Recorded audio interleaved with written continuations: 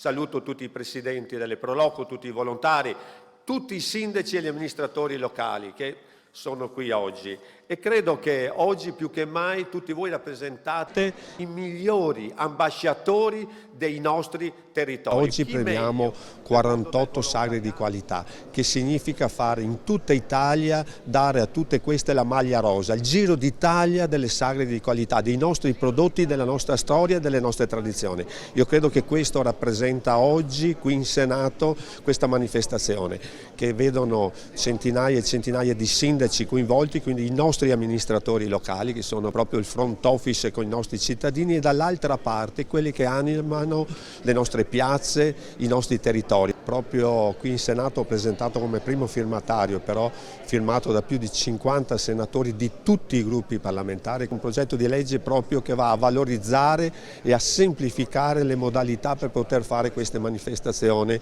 chiaramente all'interno delle nostre comunità. Questo credo sia l'aspetto più importante che tutti i volontari, tutti i sindaci e tutte le amministrazioni stanno aspettando. Delle 48 sagre di qualità che oggi abbiamo premiato, 7 di queste sono venete, una è la sagra del cavallo di Legnaro che oggi abbiamo visto sia il suo presidente e anche il sindaco che hanno partecipato a questa manifestazione.